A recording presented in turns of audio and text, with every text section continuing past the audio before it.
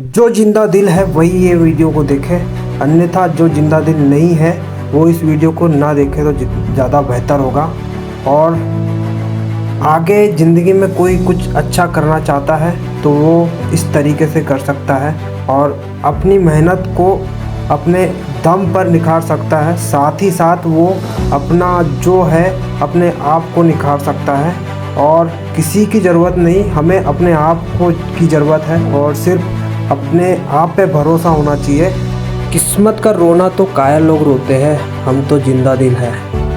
और वक्त आता नहीं मेरे दोस्त, लाना पड़ता है। जिस भगवान को तुम बाहर की दुनिया में ढूंढ रहे हो जबकि वो हमारे अंदर होता है, अपने आप को देखो, अपने अंदर देखो भाई, भगवान आपको मिल जाएंगे और खुदा आपके अंदर होगा।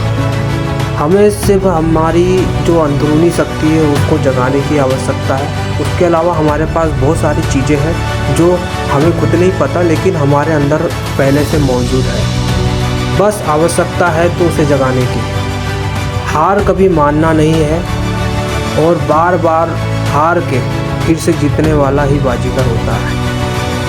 भगवान बुद्ध ने कहा कि ये दुनिया जो है दुखों से भरा है और दुख का एक कारण है और कारण का कोई ना कोई मोह है।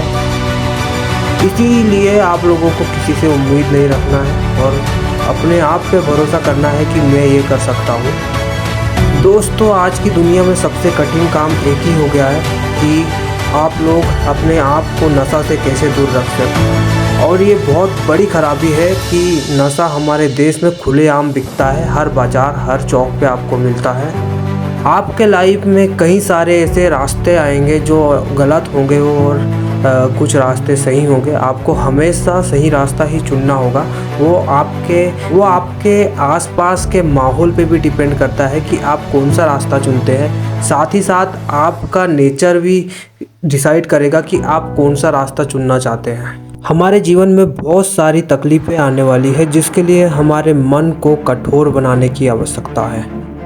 दोस्तों, इस तरह की वीडियो बनाने का जो मोटिवेशनल मेरे अंदर आया है वो मैंने अपने खान सर और बबीता में ओझा सर और दिव्य कीर्ति सर जी को लगातार देखने के बाद ऐसी चीज़ें मेरे अंदर में उत्पन्न हुई और मैंने अपने आप को निखारना चालू किया, अपने आप को देखना चालू किया।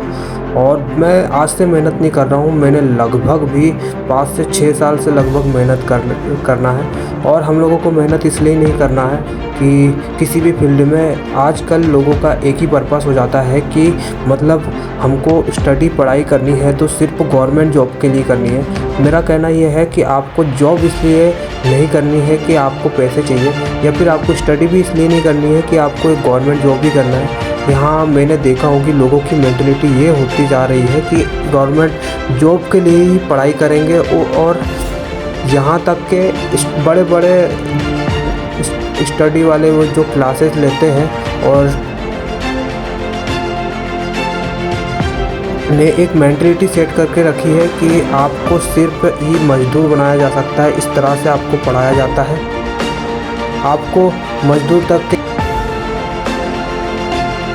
दोस्तों, जबकि पढ़ाई का और एजुकेशन का जो थीम है ये होना चाहिए कि आपको आत्मनिर्भर बनाया जाए और आपको नौकर ना बनाने की जगह आपको मालिक बनने की शिक्षा दी जाए। सबसे बड़ी खराबी हमारे हिंदुस्तान में एक ही चीज़ की है कि हमारे यहाँ जो एजुकेशन पॉलिसी है वही सबसे ख़राब है और वही हमको सबसे बड़ी प्रॉब्लम क्रिएट करके देती है, क्योंकि हमारे यहाँ ना तो किसी स्पेसिफिक वर्क बेस्ड आपको शिक्षा दी जाती है, जबकि यहाँ आपको सिर्फ मजदूर बनाने की शिक्षा दी जाती है, ना कि आपको मालिक बनाने की शिक्षा दी जाती है। और यही सबसे बड़ा कारण है कि आप सभी सिर्फ गवर्नमेंट जॉब के लिए ही पढ़ाई करते हैं, अन्यथा किसी चीज़ के लिए पढ़ाई नहीं करना चाहते।